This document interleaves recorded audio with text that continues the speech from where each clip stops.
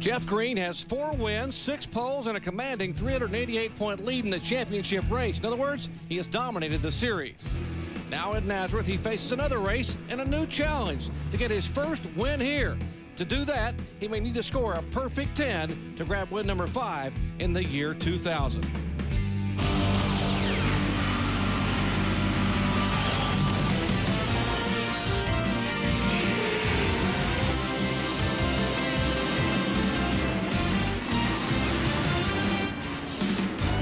ESPN, the worldwide leader in sports, presents NASCAR.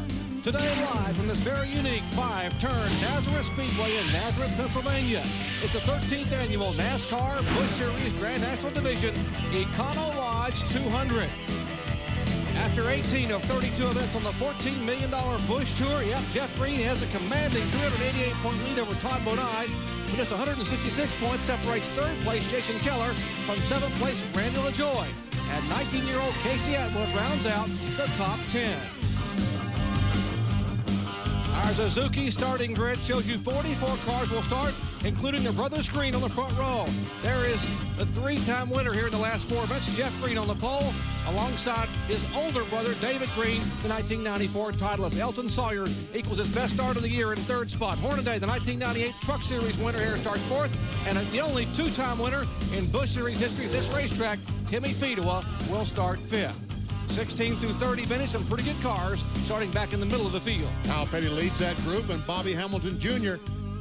rounds out the group in 30th position. We will start 44 cars here today, and there we see 31 through 44.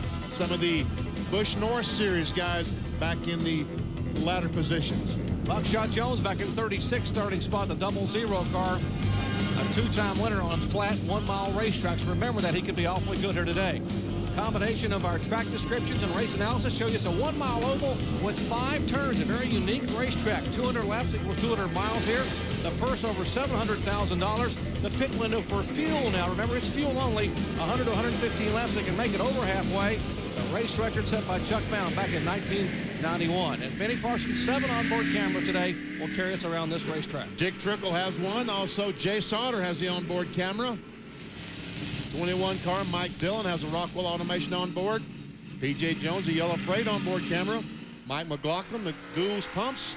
Jeff Purvis, the Porter Cable onboard camera. And Ron Hornaday, the Napa Chevrolet outside the 2nd row, has an onboard camera. The pace car brings the cars off turn 4 for the green. And there's a threat of thunderstorms in the area. That's why we're sort of scurrying along to get the green flag underway. Threatening weather in the area here of Nazareth, Pennsylvania. I'm Jerry Punch along with Benny Parsons. You'll hear later from Bill Weber and Ray Dunlap as the Brothers Green will lead them down to the green flag for the Econo Lodge 200.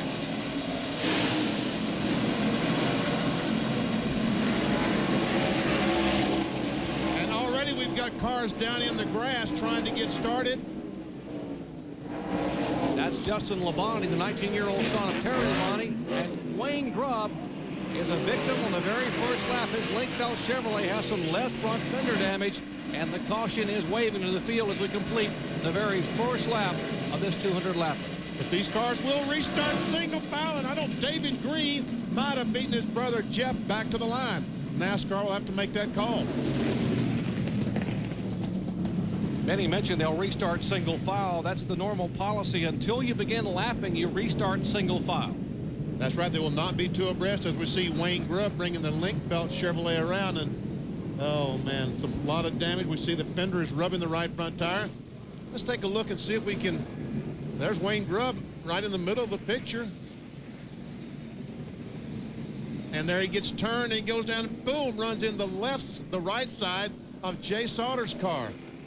And that's what we saw, all the cars going through the grass trying to avoid Grubbs. Mike Dillon, I'm sorry, this is Jay Sauter. Right there, he gets hit in the right side of his car. This is Mike Dillon we're on board with. Oh, man.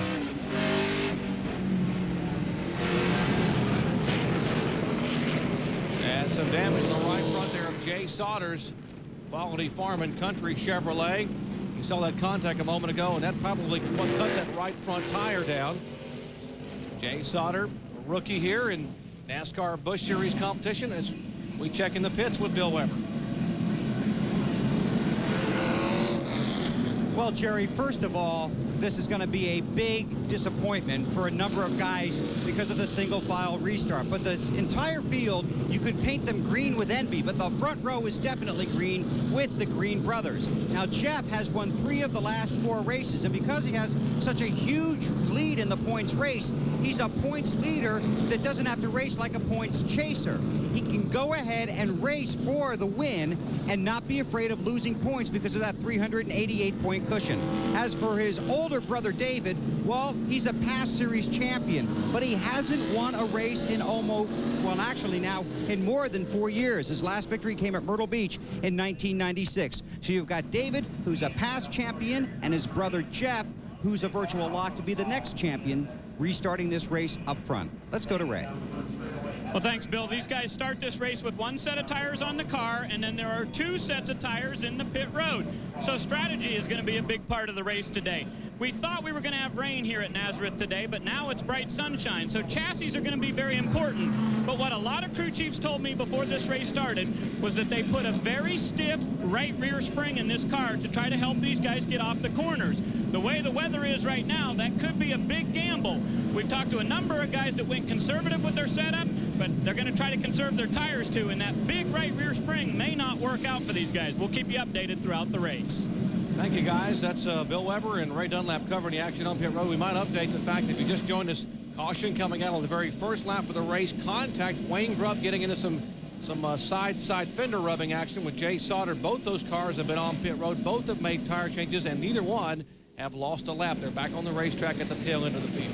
That's some pretty good damage to both of those cars. I would think would hurt the performance of the car before the day is over.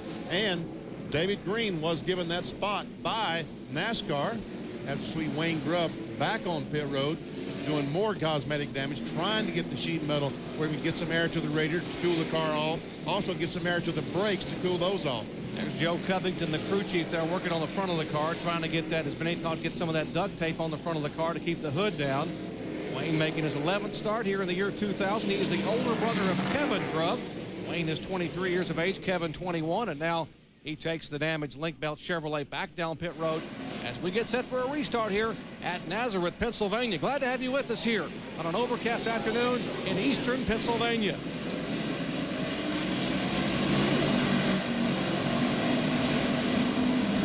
Oh, and already Todd Bodine goes around and he comes across the racetrack. He may be okay. I don't think we've had contact with other cars now trying to dodge Todd Bodine.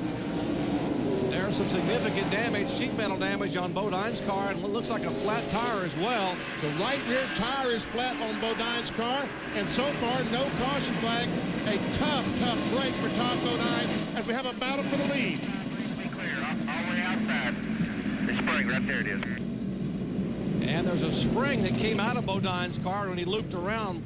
Looked like one of the rear coil springs came out and bounced off the racetrack, and NASCAR spotters have pointed it out. They'll send a truck out to pick that up as well. So, and there's some debris off of Todd Bodine's car. Todd, second in the point standings, managed to get the car off the racetrack, realizing that they were coming back to take the caution flag, and they would be coming right at him in the middle of the racetrack. And we see some pretty heavy damage to the rear of Todd Bodine's car, and both rear tires are flat. Evidently, on the restart, someone made some contact with the rear of his car. Here we go. There we see Kevin Harvick right behind Todd Bodine. And there is the contact between the two, which spun the 66 of Todd Bodine, the Phillips car, around. And the right rear tire just quickly goes flat. I guess that he knocked the fender in on the tire when he made contact with the rear of the car, and the sheet metal cut the right rear tire down. Well, just that quickly, we are working our second caution flag of the day with just 5 laps complete here at Nazareth, Pennsylvania. Back with more live coverage in a moment. All I need, man, is me. Well, back to full contact NASCAR Busch Series action here at Nazareth Speedway. In 5 laps, we have had 2 caution flags. And our leader thus far early on is David Green. And what a record he has at this racetrack, Benny. He has been very, very good here, although he has never won at Nazareth. He has done everything but win here. See, in 5 races, he's had 5 top 5s, a couple of poles, and his best finish has been second spot. Last lap by, Jeff Green, the 10 car, the yellow car, made a challenge for the lead, and I think would have passed David Green, but just before they got to the line, the caution flag waved in the spot. David Green retained that top spot. And Benny, 5 times in the 12 events that have been held here, the winner has come from the outside front row starting spot where David Green started today. Let's check in the pits where Ray Dunlap is caught up with Todd Bodine. Well, Jerry, this race car is called Twister, and it's a bit twisted up right now. It's had some good runs on short tracks this year, and Todd was looking for a good run today. What happened out there, buddy? Just typical. I don't know. Kevin running the back of me, going through the gears. I guess the Childress bunch has built him too much horsepower and run over me, but it's just typical. I guess I'm not meant to win this points race. This is the 3rd time I've been close to it and just can't get there just because of luck like this. I mean, the car was real good. It was good in happy hour. We had something to run with Jeff Green with, and now here we are in the garage with a tore-up car again. It's a shame. Phillips 6016 do a great job every week. We figured these tires out. We got it working, and stuff like this happens every week. But you just got to laugh and do the best you can every week. It's if you don't, it'll eat you alive. So, we're just going to fix it, go out and get some points. Okay, Todd Bodine will be back in as we go green once again here at Nazareth. Boy, thanks, Ray. What a tough break for Todd Bodine. Hard to believe, as good as he is and as good as that team is, he has not won in almost 3 years. October of '97, his last win coming in California. And he did make contact with the outside retaining wall, and watching the replays during the commercial break, he did in fact hit the wall with the right rear tire is what caused the right rear tire to go flat. Got a challenge for 3rd position. Ron Hornaday getting a little racy back there in that Napa Chevrolet. Remember, Hornaday won here in NASCAR Craftsman Truck Competition back in 1998. Still looking for his first Busch Series win and working on the backside of the Lysol Ford of Elton Sawyer. And this is a good spot to pass. Get a good run off turn 3, we'll call this, down the 1,200-foot backstretch and try to outbrake the car in front, or get position going in this corner. We call it turn 4. Now we call this turn 5 right there, back to the start-finish line. Riding along with Ron Hornaday, Elton Sawyer likewise looking for his first win this year. That got a brand new car here for that. Ricky Vyers and crew have put a very good ride underneath that driver. The Lysol Ford for Elton Sawyer. You see the Green brothers up front. That is David Green, the oldest of the 3 Green brothers. David is the oldest at age 42. Mark is 41 years of age, and Jeff driving for Nesquik, running in 2nd spot there. He is 37 years old. Wondering about the ages of those 3 guys from Owensboro, Kentucky.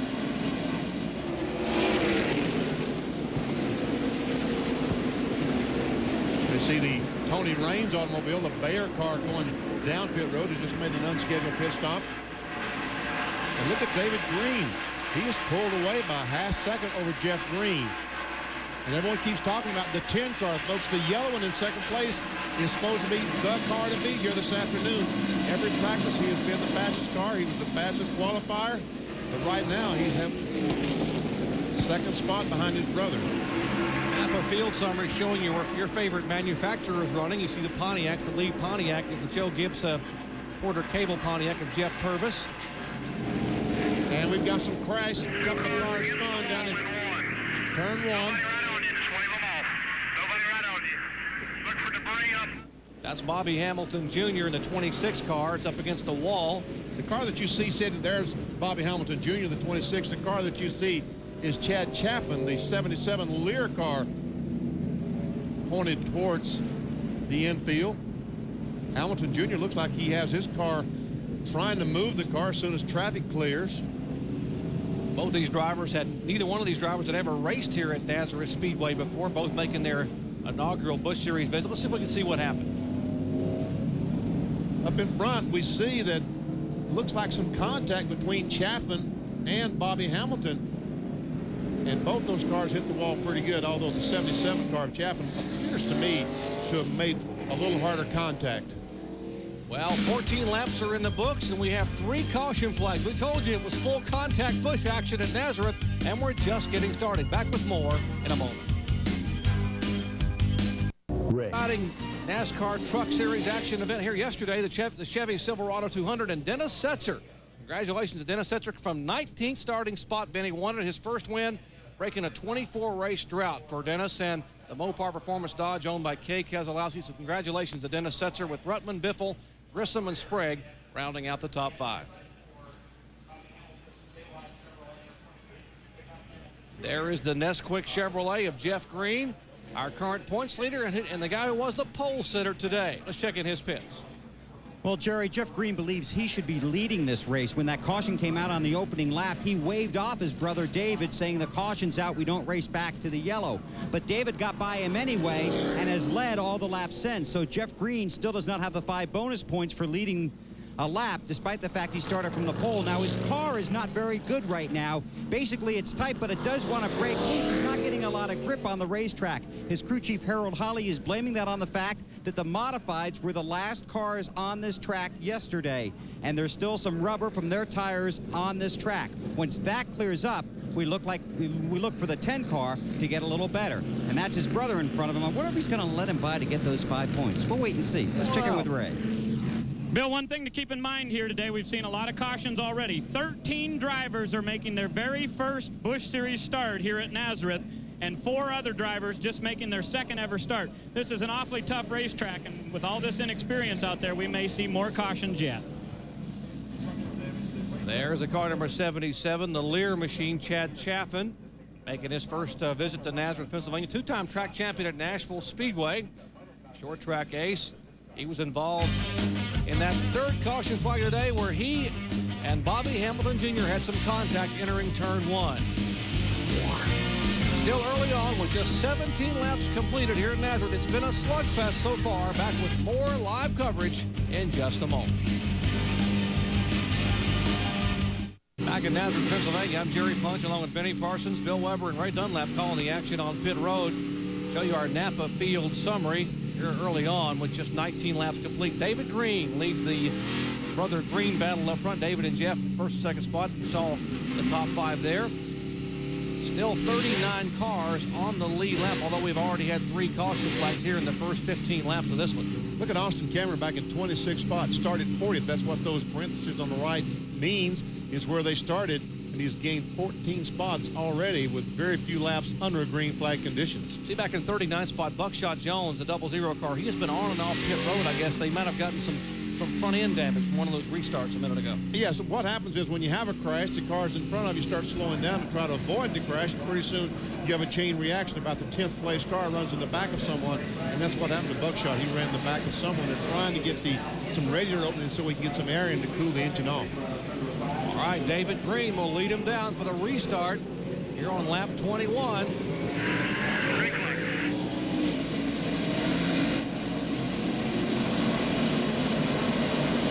Tony Raines in the Bayer car showing a lap down, and he gets into the side of Green, trying to get his lap back. Gets David Green out of shape. He goes by. Green gathers it back up, but he will lose at least 3 or 4 spots. Ron Hornaday has moved into the 3rd position. Now he's on the inside of Elton Sawyer, battle for 2nd spot. And Hornaday will take the spot away. So Jeff Green, the car number 10, is your leader. In 2nd spot is the 3 car of Hornaday. Then comes the Lysol Ford of Elton Sawyer. Then Timmy Fedua. Now Hornaday he's a man on a mission. Look at him just pull up on Jeff Green. And he dives to the inside trying to get position. But right now, Jeff Green realizes he has a very good race car. He can't take any chances with it, but he's trying to get on the inside of Raines. He does that. Here comes Hornaday trying to get on the inside. Oh, and they're going to make it to turn 1, which is at the middle of the front straightaway. It's a very unique racetrack, turn 1. Now Hornaday on the inside of Tony Raines makes the pass. Raines now back a lap down. Right now, Jeff Green is where he needs to be, where he wants to be, to get this car in front and try to run his race. Once again, the 10 car, everyone says, really has the best setup this weekend and should win. It's up to Jeff Green now to take care of it for 200 laps. Try to keep it out of trouble. And we'll mention that David Green did get back in line a moment ago after that little nudge on the inside by Tony Raines. He's back in 6th position. You see the lead twosome there. Jeff Green, left side of your screen, then Hornaday. 3rd place car would be Sawyer, then Fedua in the 36 car. Purvis is 5th, and then David Green back in 6th spot. Watch this restart just a moment ago. There we see Tony Raines, the 33 car, the Bear car. He's trying to get a lap back. He makes contact with David Green, kind of moves him up out of the groove. And when he does, all these cars gets on the inside, and David Green was a sitting duck. Nothing he could do except back off, get the car under control, and fall in wherever he could, which happened to be in 6th spot. Riding along the Napa roof camera for Ron Hornaday, driving for Dale Earnhardt. Dale Earnhardt Incorporated. Hornaday looking for his first Busch Series win. Side-by-side action once again. That's Elton Sawyer trying to stay on the inside of the lap car of Tony Raines. Tony had that great run at South Boston a few weeks ago. Started and finished second, driving the same car he had at South Boston. Looking out the back of Jeff Purvis's Porter Cable on board. David Green right behind. Goes by the start-finish line. Backs off to make that little kink. As Tim Fiedler goes by Tony Raines. Now Purvis is on the inside.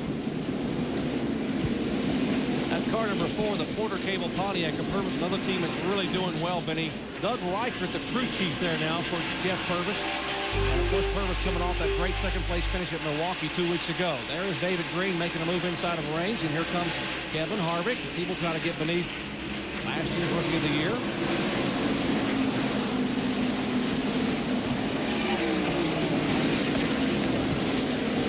About Kevin Harvick. After all, he made contact with Tom Bodine. He does have some minor sheet metal damage to the front of his car, which will probably hurt the coolant on the brakes. Is about the only problem I can see with the damage that Harvick had on the AC Delco number 2 car. It's the battle for 4th position. You're watching here the Stanley Chevrolet for Tim Fiedler. They learned, I guess, this week that Stanley will be leaving sponsorship for this car. They're going to be looking for sponsorship for next year, and so Fiedler would love to get this car in victory lane for a second time here in the year 2000. He won up at New Hampshire back in May.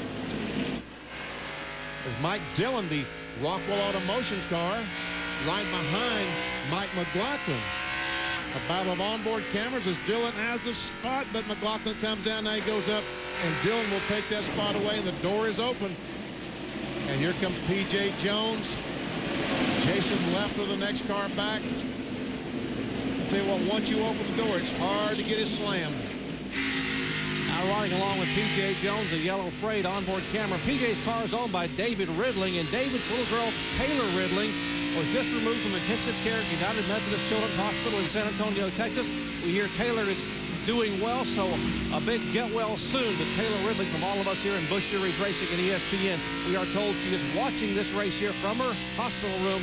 The nurses have moved the TV in, so get well soon, Taylor Ridley. Our Circuit City telemetry as we ride along with P.J. Jones. You see the miles per hour, also the RPM. Down the backstretch. PJ finished second here in a card event, Card FedEx Championship Series event here last year in the open wheel competition, driving a champ car. So likes this racetrack, is running well.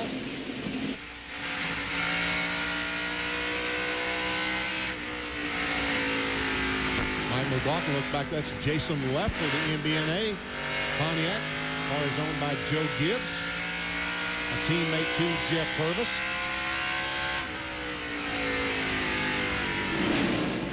Mike McLaughlin's crew chief is Scott Zippadelli. Yeah, he is the younger brother of Greg Zippadelli, who's doing a pretty good job for Tony Stewart and Joe Gibbs in Winston Cup racing.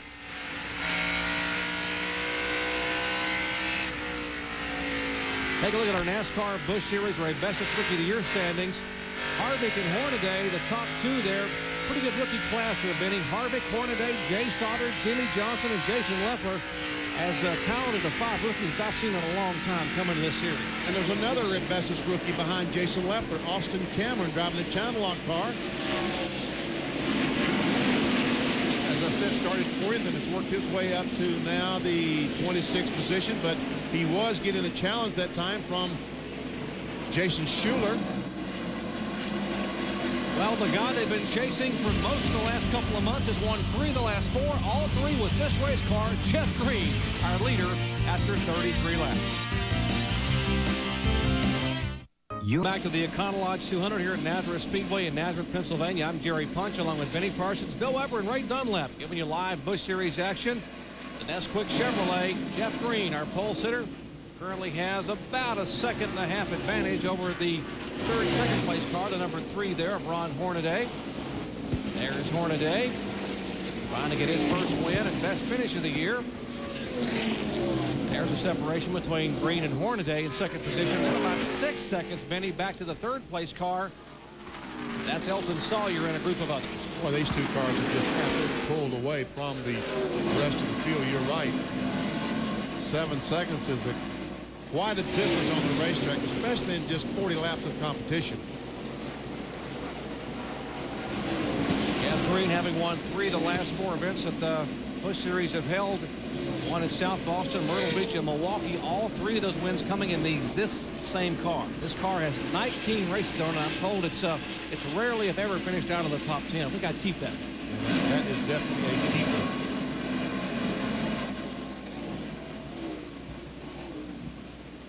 Now there comes Elton Sawyer, third place car, the number 98 machine there at Sawyer, the Lysol Ford.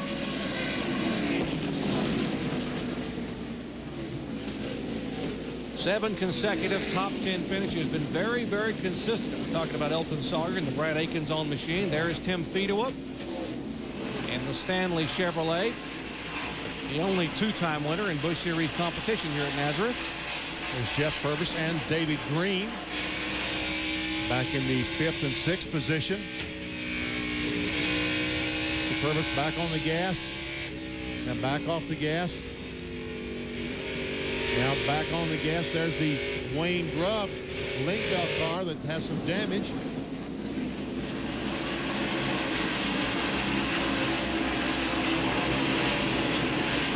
David Green started on the outside front row.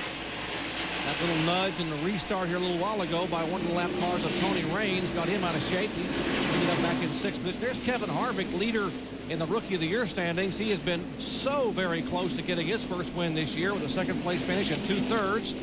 Driving for Richard Childress, the AC Delco sponsored car. 1998 Winston West Series champion.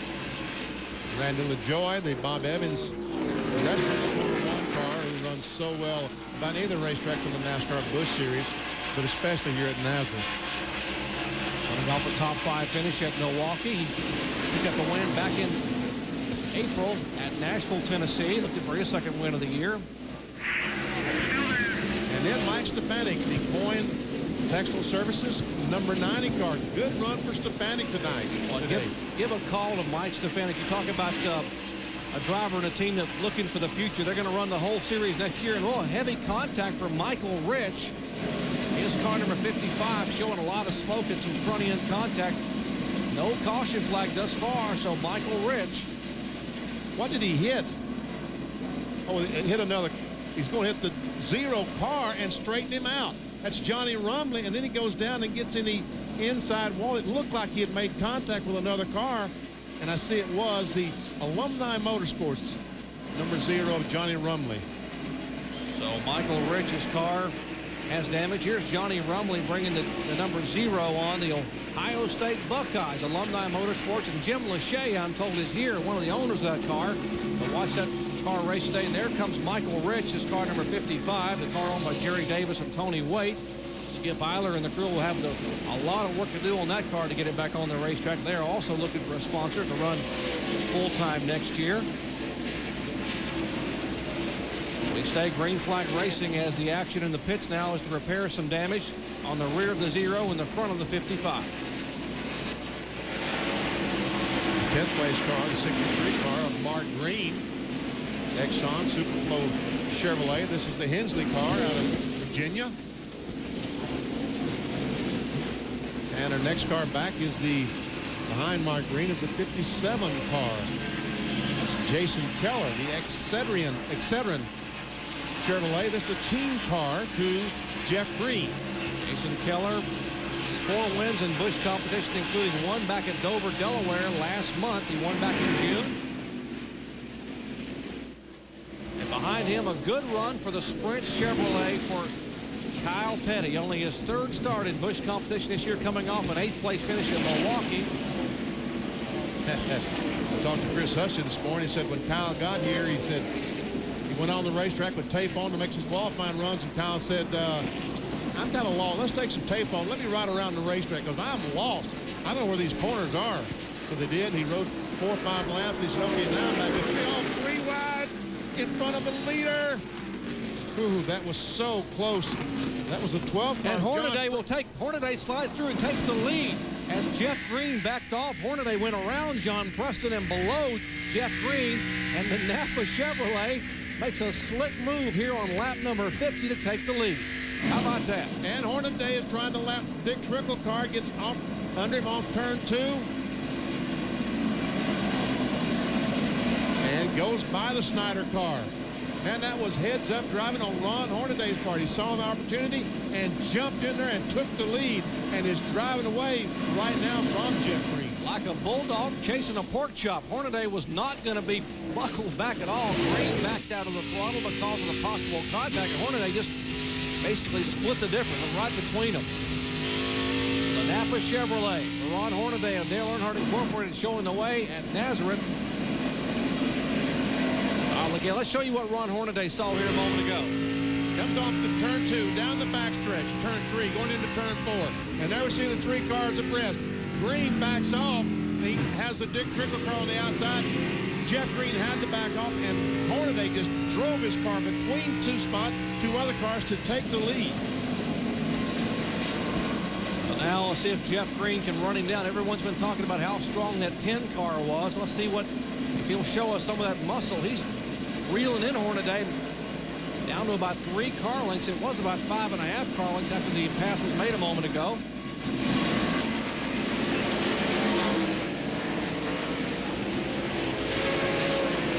Hornaday has finished 3rd twice this year at Rockingham and Nashville, still looking for his first win.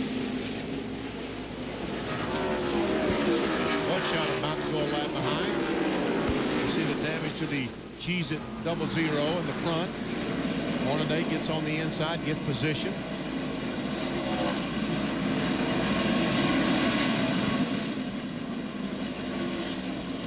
And Buckshot just moves up the racetrack, lets Jeff Green go by. Well, let's check in the Dick Trickle pits with Bill Weber. Well, first of all, just want to update everybody on Jeff Green's situation and the fact that he is very disappointed with Trickle. Now, this track is tough enough when everybody's on the lead lap, but it narrows up even more when you get cars falling off the lead lap or you have to go around lap cars. Green came across the radio, clearly blaming Trickle for holding him up, but his car is better on long runs. They did calm him down on the radio. Hornaday's car just a little bit tight, talking about an air pressure adjustment when he pits.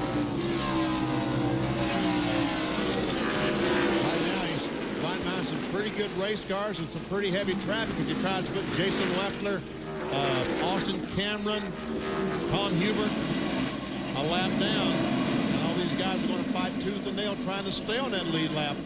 Manny, we talked about this being a 5-turn racetrack, a very, very difficult track to pass. Right in front of the leader, some contact.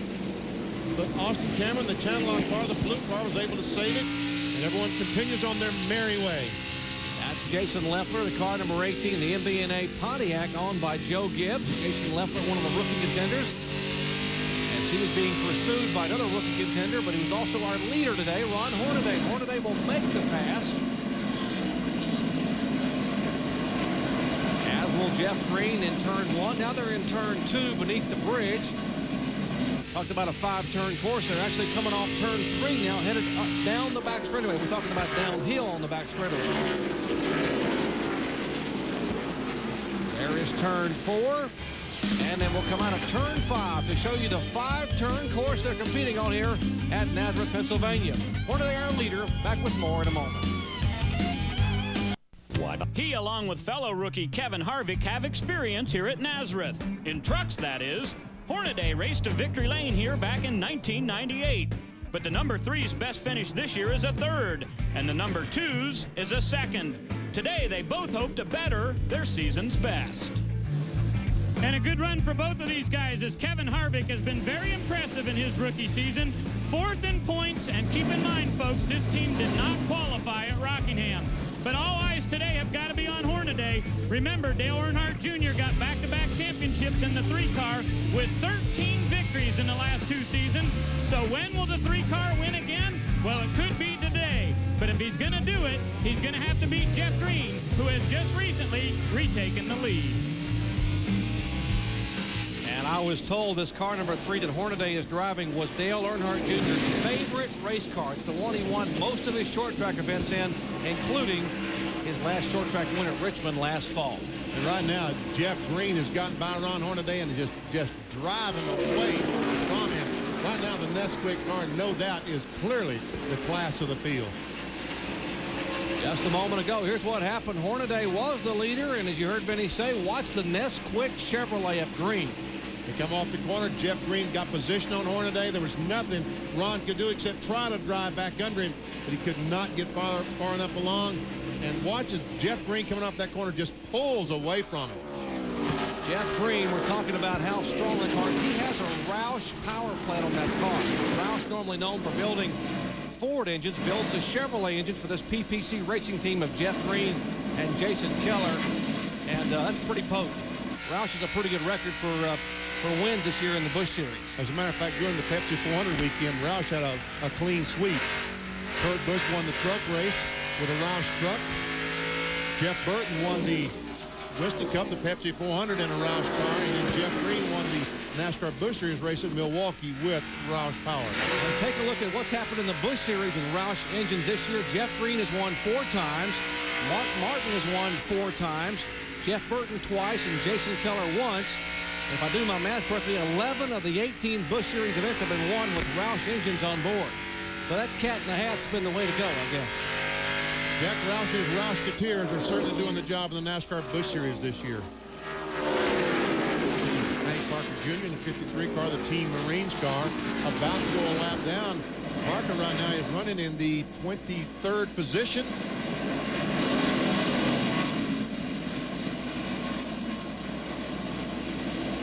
Battle for 9th position. Mark Green, another one of the Green brothers, getting a little bit of racy. That is the middle brother, Mark Green, the Exxon Superflow Chevrolet, going by the 34 car of David, his older brother. There goes Jason Keller right along with him. Gotta wonder if David's got a problem. He's been dropping back a little bit. I imagine right now the chassis is just not exactly what David Green needs, because, yes, he's fallen back about 15.5 seconds behind his brother, Jeff Green, the leader. David Green, the AFG Glass Chevrolet out of Owensboro, Kentucky, the 1994 Busch Series national champion. Trying to hold on to the 11th spot behind him. Will be the car number 30 of Hermie Sadler. There is the 36 car of Tim Fedewa, currently being shown in 4th position, riding very patiently in 4th spot. Tim said that the key to winning here, and he ought to know he's won it here twice, is to be very patient in the first half of the race. This is Jeff Purvis, our Porter Cable on-board camera. He's back in the 5th position as Fedewa. 4th place goes by the Grubb, the Link Bell car. Now he looks over and looks back, and he has cleared the Wayne Grubb Link Bell car. Now in his windshield, you see Tim Fedewa's car number 36 in 4th position. You're riding along again with Jeff Purvis, Joe Gibbs' own car, Porter Cable Pontiac.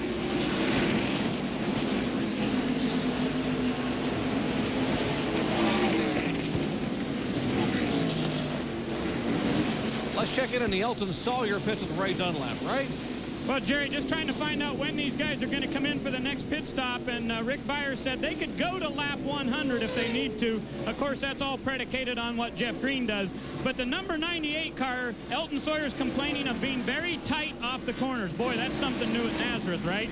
So they're going to make an air pressure adjustment. They'll go down about 1.5 pounds on the right front, try to loosen that car up a little bit for him.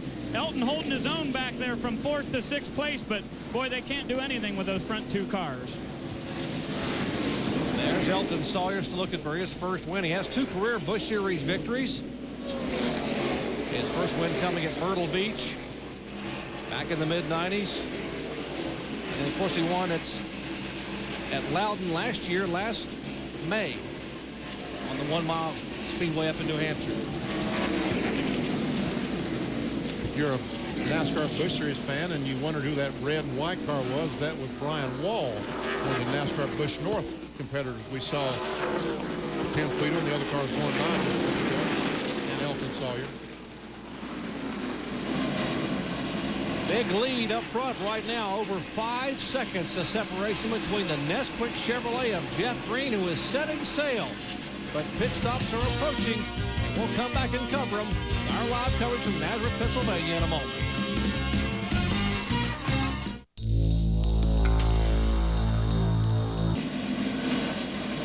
And Jeff Green just continues in that Nesquik number 10, just continues to march away. He's now 6. I did not stutter, 6 seconds ahead of Ron Hornaday. Once he was able to get by Hornaday and just moved away. That's the 82 car. Jimmy Johnson now going a lap down. I guess that's the 92 car. And pit stops are beginning. Here's P.J. Jones in the yellow freight Palmico Chevrolet, the David Ridley-owned car. He comes down pit road at 35 miles an hour. That's the pit road speed. Let's go down to Ray Dunlap. Well, Jerry, because PJ's a couple laps down now, they decided they've got to pit. He said the right front tire is just plumb worn out on this car.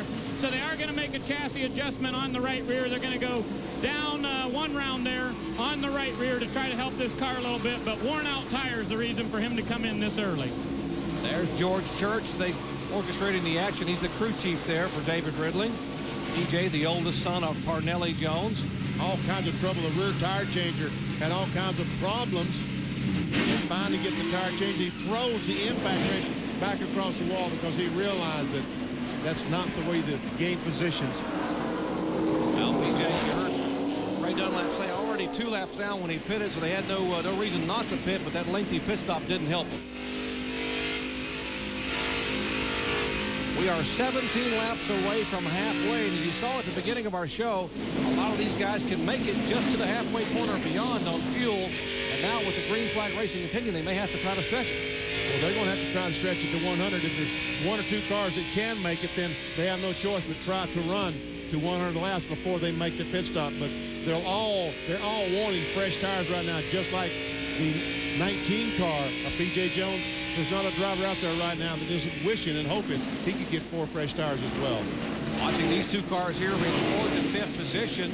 That is Tim Fedewa in the Stanley car number 36, and behind him the Porter Cable Pontiac of Jeff Purvis. They've been waging the battle for about the last 35 laps, just about a car length apart.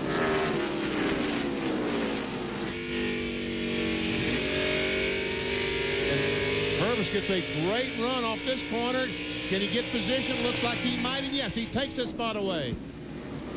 Jeff Purvis coming off that great run. He qualified second and finished second at Milwaukee 2 weeks ago, his best run of the year.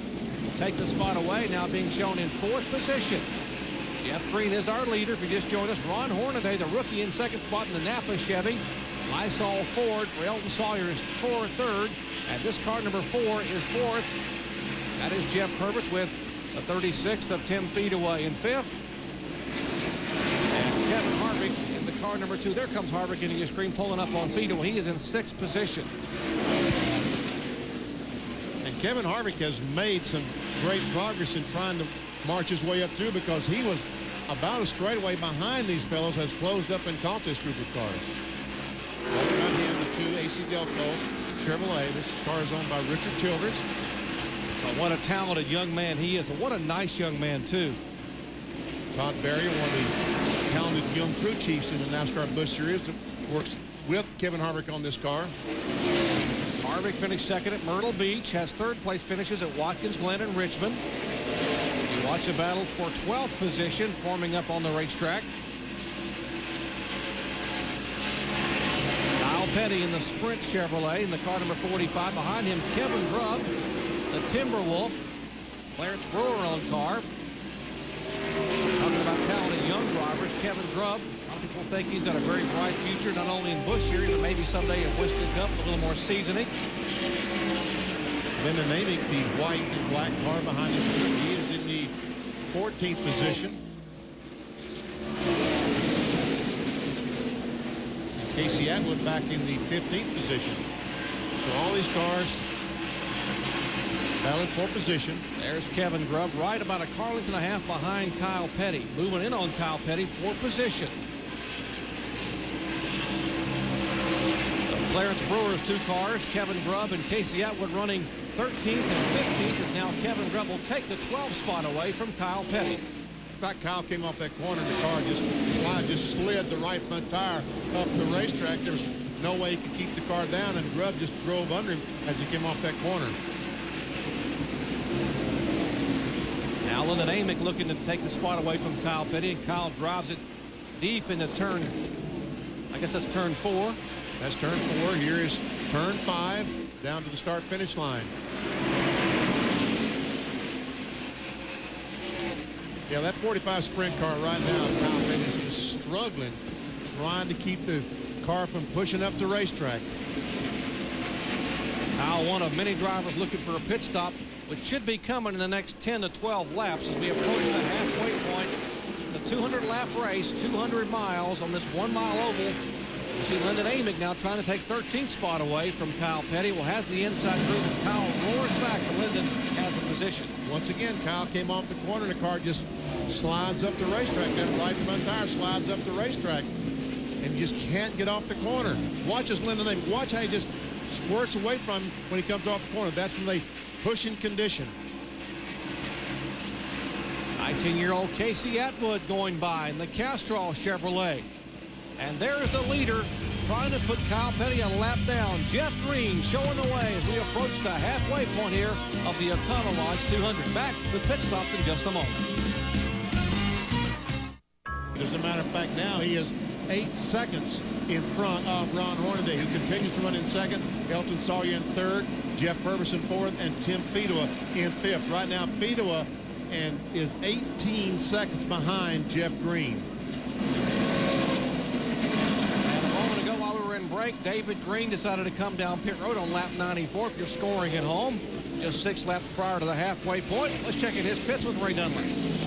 Well, Jerry, David started on the outside of the front row, but he had gone 1 lap down. His brother Jeff had passed him on the racetrack, so they decided to come on in pit. We've now reached the halfway point of this race, so they said because his car is so tight, let's get in here and do the pit stop. They made a major adjustment to the left front shock, actually took the tire off and adjusted the shock and changed air pressure, so he said his car's much better, but right now he's 3 laps down. So what they're hoping for is green flag stops. Now to Bill Weber. Well, Kevin Harvick, another one of the leaders now on pit road. His car has been good by itself, but when he gets in traffic, the car simply does not want to handle. He does have some damage on the nose from earlier on-track contact with Todd Bodine. This is a 4-tire stop. No wedge adjustment so far. Fuel going in, waiting for the left rear tire to be tightened up. And the 2 cars on its way with fresh tires. Watch him fly through the field. Kevin Harvick, the AC Delco machine, down and away. And there is the car number 18, Jason Leffler, the MB&A Pontiac of Joe Gibbs. He gets his service. Bobby Hillman also on pit road just a moment ago in the Kleenex Chevrolet. Jimmy Johnson in the Alltel machine. Pit road started to be a busy place to be just past the halfway point, showing lap 101 in the books. Now these teams feel like they can run the rest of the way without stopping again, so they want to stop, get some fresh tires on there, and make a chassis adjustment that they all desperately need. See Bobby Hillman, that's the car we see with the right side jacked up, and they're still on the right side. What's going on? Come back and take the... I know, but... BP, wanted to tell you about the 92 real quick. We see that problem for the 8 car taking a very long time to go to the right side. But Jimmy Johnson made a major chassis change to the number 92. The story down here on pit road, as it always is, tight, tight, tight. Everybody said their car's too tight. This is a desperate spot for the number 8 position to be in. These guys took over 40 seconds for their pit stop. That is really going to hurt Bobby Hillman. Bobby Hillman, a former winner here in '89, in a tough break for Hillman. Here is the car number 98, the 4th place car. Elton Sawyer brings the Lysol machine down to Ricky Vyers and the crew to make what should be their only pit stop, or maybe their only pit stop of the day. Ray Dunlap? Jerry, they hope this is their only pit stop. That is, unless the caution comes out with less than 40 laps to go. They hope to stay out there. Elton Sawyer says the car driving pretty well here. We see no chassis change so far. The only thing I know they've done is change the air pressure on the left front. They are to the left side now to Bill Weber. Fedor on pit road for 4 tires and fuel. He had a scare about 34 laps ago when he thought he had a tire going down, but he ended up staying. Now they've got problems with it. The car is resting on the air hose on the right front. The car is on the right-hand front tire, was on the air hose, so that was trouble for him. This will be a very long stop. We'll have to come around to the left side, take off the left front, and put the new one on. Meanwhile, he's going to have to watch out for Jeff Green now because the leader's on pit road. Nice move by Fedor, not to door him. The 3 is in right behind him. Jeff Green's car has been perfect. No changes to this car. The fuel going in. Now they come around the left side. Hornaday right behind him. They wanted to make a wedge adjustment. They did on the left-hand side. Did not want to mess with the air pressure because these are brand new tires. They've never raced on here before. Jeff Green is still working on Hornaday's car right behind him. Now Hornaday takes off. Hornaday made up a tremendous amount of distance on Jeff Green during that exchange of pit stops. He went in the pits about 7 seconds behind. We'll have to wait and see how far behind he will when the pit stop cycle. We find out how far behind he is then. And here is Jeff Purvis down in front of you, Bill Weber. And again, this will be a 4-tire stop, 106 laps on the board. Most of these teams now will go the distance if this race stays green. Right side's already on for Purvis. Now they go around to the left side. They'll pull on those left side tires, and Jeff Purvis will head back out there. Good pit stop for the Porter Cable crew. Doug Reichert and company, 19 seconds. A pretty good pit stop for a Busch Series crew as Purvis is down on the way. Here is Hermie Sadler in the Little Trees car, the George Debenaro machine, right? Well, Jerry, they're also looking for a big chassis change here. They're going to go in one round the wedge on the right rear there, and they made an air pressure adjustment also on the right rear. These guys all trying desperately to loosen these cars up. Drivers coming on the radio and saying, I cannot get off turn 4. Hermie down and away and back to the track. All right, pit stops. We are just past the halfway point. Lap 108 being shown in the books of 200 laps. Leaders have been on pit road. Currently, Lyndon Amick being shown as the leader on the racetrack in the car number 35.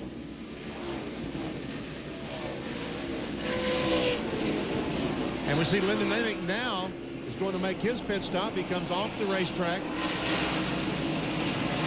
Ricky Pearson and the crew will be waiting on Lyndon Amick, the Powertail Chevrolet.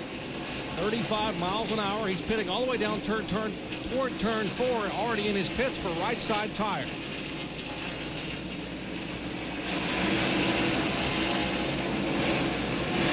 So far, so good. Left side's up. Good pit stop for Amick's crew. Larry Pearson and Ricky Pearson and company, 17.8 seconds. And we have a caution flag as Mark Green is spun, and we see some flame in the back of the Exxon Superflow car. And guys, slow down so Mark can get out. Would be a good idea. And what a shame. Mark Green was having a great run. He had pulled all the way up into the top 10, was running toward the top 5, one of his best runs of the year. And now Mark is trying to get out of the car very, very quickly as he's had some pretty heavy contact. And there's flame from the back of that Superflow Chevrolet.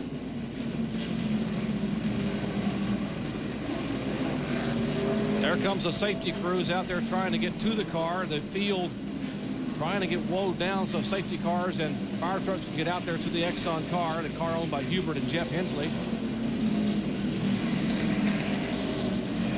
That's the kind of luck Mark Green has had this year. He's had some good runs but had problems, and he had one of his best runs going today. So we can see what happened. There's the leader, Jeff Green, Andy Santerre in the last number 25. And we see some smoke. And there we see Jeff, Mark Green parked in the middle of the racetrack. And we see the 3 car of Hornaday go by to take the lead.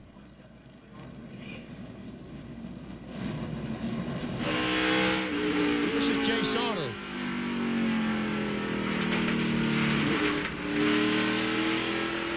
And we see the contact, but on board with Mike Dillon once again. There Mark Green sets in the racetrack, but what caused this, I still don't know. Heavy, heavy damage on the back of Mark Green's car. There is the crew of the leader right now, Ron Hornaday. Still working caution for the 4th time today, coming out on lap 109. We'll be back.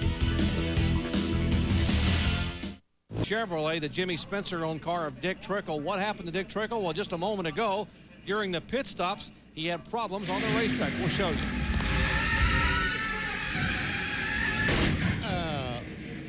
And you can listen to what happened to Dick Trickle as he backed it in the fence. There's Dick just a moment ago coming down behind the wall. Al Kressinger and the crew trying to get the back of that car pushed back out and get Dick back on the racetrack. Tough break for the Snyder Trucking team and Jimmy Spencer as they're back behind the wall getting that car worked on. We are working caution for the 4th time today, which came out on lap 109. Heavy impact by Mark Green and the Hubert and Jeff Hensley owned Chevrolet, the Sexton Superflow Chevrolet, down in turn 2. As a cleanup continues on the racetrack, Ron Hornaday being shown as our leader. He made the pass as that caution was coming out. Hornaday the leader. Green, Jones, Raines, and Harvick in the top 5.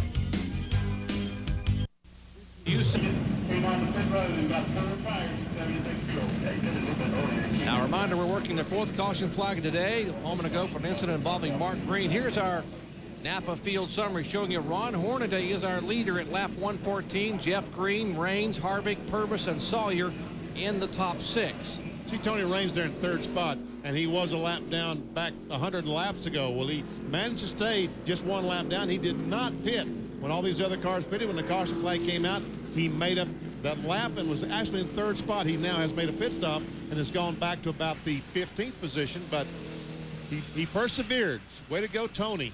And Buckshot Jones also getting back in the lead lap by not coming in a moment ago. You saw there were 17 cars in the lead lap, with Jay Sauter, the last car on the lead lap in the 43 machine, the Quality Farm and Country machine. There is David Green on pit road as the crew now looking beneath the rear of that car. P.J. Jones, a yellow freight Pamico Chevrolet, and right rear tire getting away. They're rolling it back toward the pit wall to some of the crew. Only they rolled to the other crew, but that other crew very fortunately stopped the tire and rolled it back down to them. And once again, working on the right rear. It looks like they might be inserting a spring rubber in the right rear to try to help the handling on that yellow freight Chevrolet. Well, let's go down to Ray Dunlap. I think he's caught up with one driver who just had to call it a day, Ray.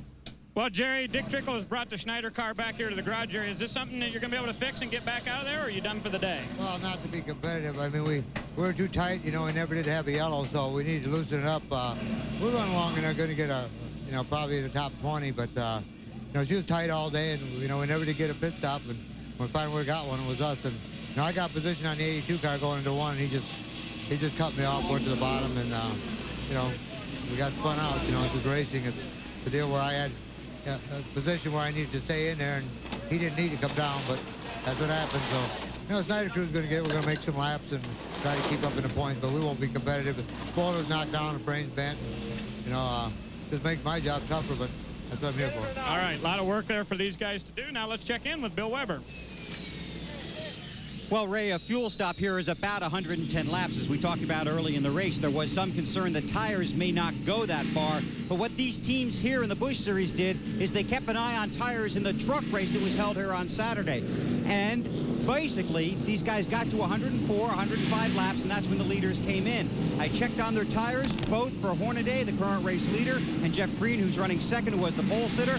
Their tires are excellent. And guys that are not complaining about the handling of the car are getting good tire wear. But I talked to one of the Goodyear tire engineers. He said guys that have missed it a little bit are seeing a little blistering on the left front and a little bit on the right front. So basically how it all plays out, if you hit the setup, you shouldn't have a tire problem. If you're pushing it a little bit, you are going to blister your tires a little bit. These guys are probably going to be able to go to the end, and that could make for some very interesting moves in the final 10 or 15 laps.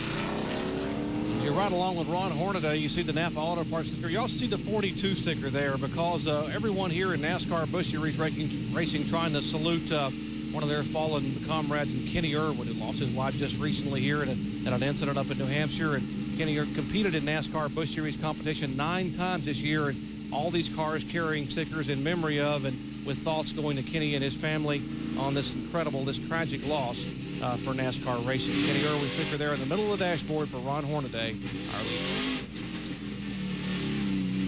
We are showing 117 laps in the books as we get set for a restart. great crowd on hand here under sunny skies. The sun has popped out now. It was overcast early today, and there had been a threat of thunderstorms all around the eastern Pennsylvania. But the crowds have come out, the sun has come out, and Matt Abernathy's going to bring that green flag out in one lap as we get set for a shootout here in the second half of this NASCAR Busch Series Econo Lodge 200. Now, after these cars have made their pit stops and made their adjustments, it's interesting to see if Hornaday can do anything with the 10 car of Jeff Green. Right now, Hornaday is in front. Can he keep Jeff Green back there? And if he can't, can he keep up with Green once he gets by?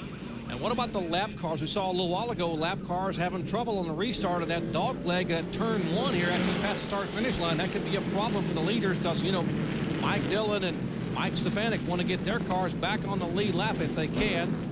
They're running in 17th and 18th spot respectively inside of the leaders Hornaday and Green. And Mike Dillon, the 21 car on the inside leader, has had a pretty good race car. Had to start at the, we're right along with Dillon right now. He had to start at the rear of the field because he had to go to a backup race car, but been pretty good. Let's see if he can stay in front of Hornaday. All right, rookies running first and third. As we go back to Green, Hornaday, Green, and Harvick in that order.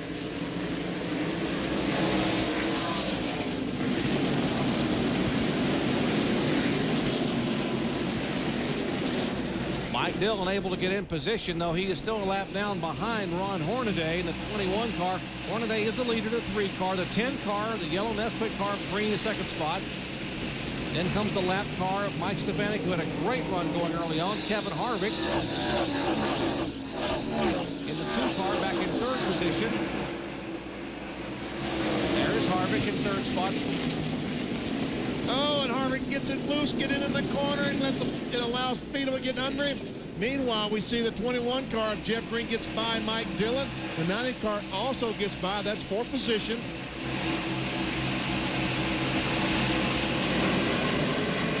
And Fiedler has taken that spot away from Harvick, and here comes another car on the inside. That's Blaze Alexander in the 81 car. Just being shown a lap down. The 36 car also, that long pit stop that Tim Fiedler had, he now is a lap down. I thought that was the 4th position, but no, Fiedler now a lap down back in the 19th position. Hornaday has pulled away to about a 2.25 second lead over Jeff Green in 2nd spot. Here comes a car that's trying to chase down Kevin Harvick. It's the 4 car that we're right along with of Jeff Purvis. There's Elton Sawyer right behind Purvis, the 98 car. Purvis is in 4th spot. Elton Sawyer is 5th, and Jason Keller is 6th. Meanwhile, the cars flash by. There is Purvis in the Porter Cable Pontiac being shown back in 4th position.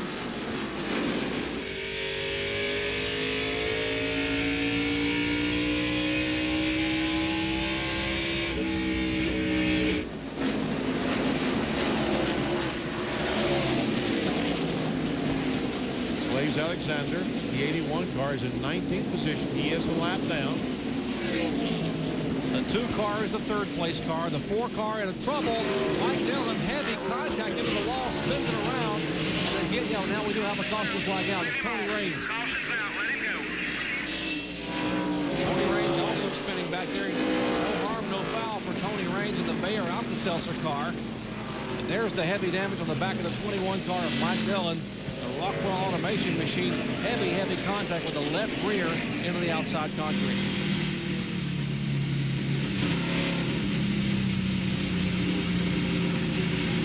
Austin Cameron driving the channel lock car here today. And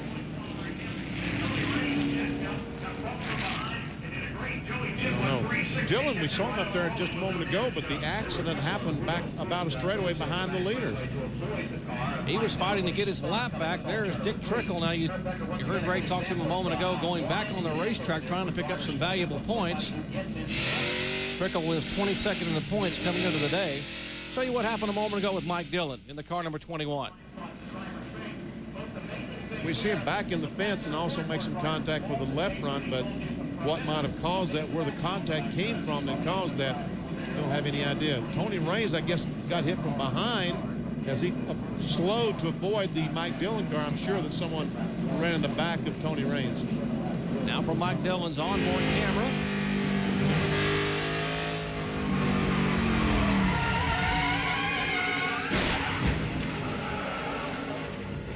believe he just got too high, Jerry. I believe he got out of the groove. Kevin Harvick in the pits in front of Bill Weber.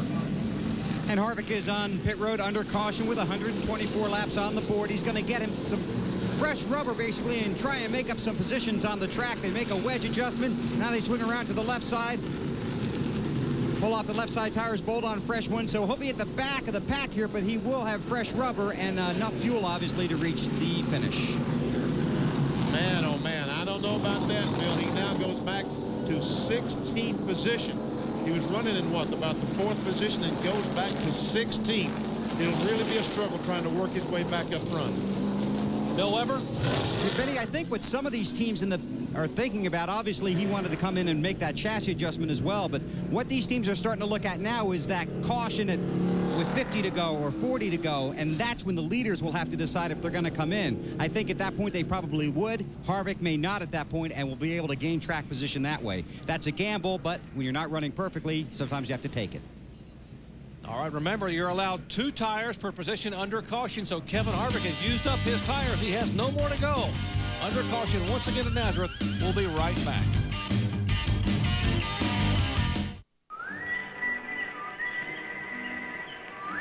Now that Napa Auto Parts and Accessories... Board with Jay Sauter, and he didn't even get started today before someone ran in the side of his car and just absolutely ruined his whole day. Had to make unscheduled pit stops to try to repair the damage.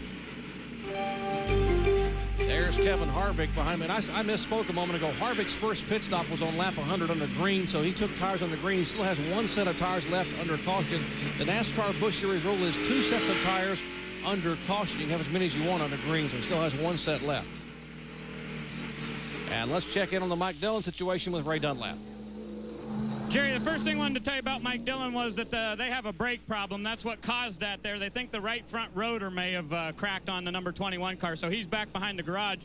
But right now we have Mark Green here, and Mark, pretty scary incident out there. Tell us about what happened.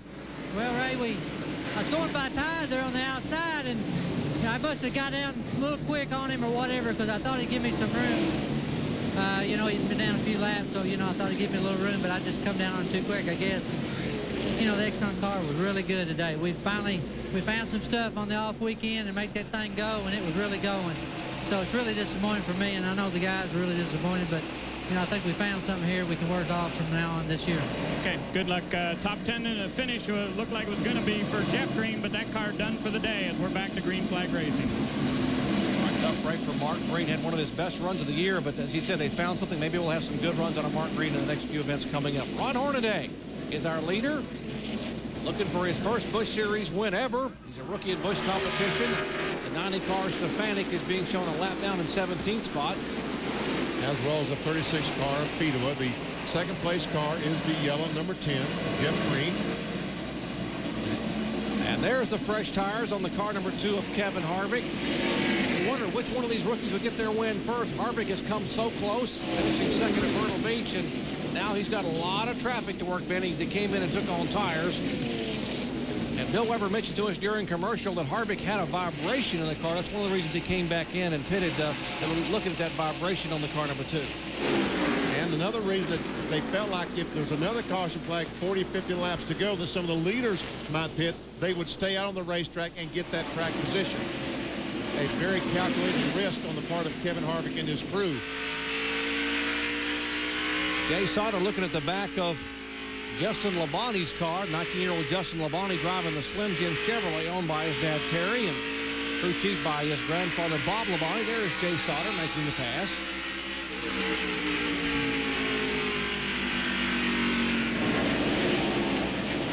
And there comes Kyle Petty in the car number 45, the Sprint Chevrolet. Kyle being shown still on the lead lap in 16th position, make that 15th spot as he goes by the car number 44 of Justin Labonte. Justin having a good run, staying on the lead lap in the top 15. There's P.J. Jones in the yellow Freight Chevrolet. Check out our Circuit City telemetry. Right along with P.J. Jones, we see he will accelerate what kind of miles per hour he would down the front stretch. He backs off 136. Goes through that corner about 125. Up to 134. He'll go through this corner about 140. 104, 105 miles per hour now down the long back stretch. The kind of speed he gets on this should be the most speed we'll see anywhere around the racetrack, just about 139, and down to 96 miles per hour through that tough turn 4 here at Nazareth Speedway. Wow. 140 miles an hour having to turn left on 6 degrees of banking. Now that's essentially flat. That's what the drivers are talking about. There is 6 degrees banking, but it feels like it's 6 degrees the other way. Almost like it's off camera. There's Bobby Hillman in the car number 8. Bobby, a former winner here in Busch competition, driving the Kleenex Chevrolet.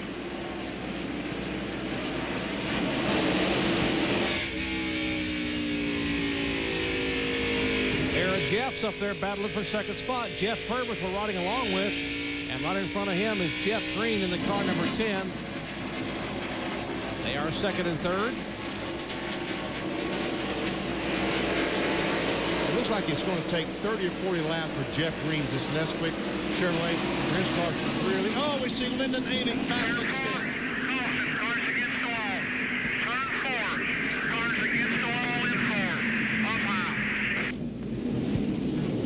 Quickly gets his car going again, but left rear tire is flat. Some pretty heavy damage to the PowerTel Chevrolet. It's too bad. And that will bring out caution for the 6th time today. Mitsubishi PowerTel Chevy of Lyndon Amick, former Goodrich Dash Series champion, brings it out on lap 135. See if we can show you what happened a moment ago to Amick between turns 4 and 5. There we see a car. The Randy LaJoy just drives down in there and gets on the inside of Lyndon Amick. That was the battle for the position. They made contact and around Amick goes.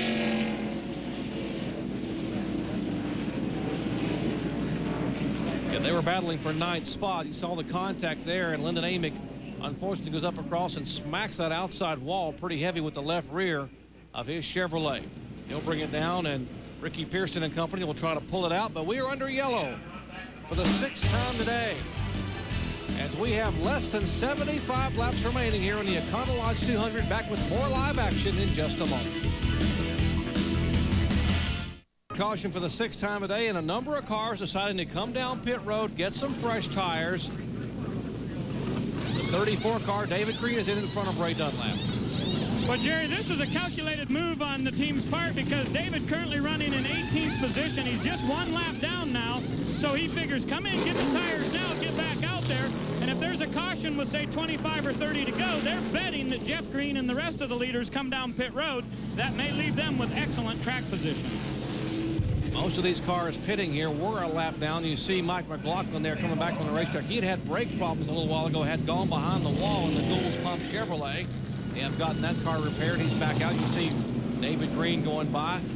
Bobby Hill in one of those cars pitting, still on pit road, as a matter of fact, in the 8 car. The only car that made a pit stop that was on the lead lap was Randy LaJoy. We saw him involved with the incident with Lyndon Amick. So Randy brought the 1 car in the pit area. They changed 4 tires, also pulled the right front tire, the fender away from the tire.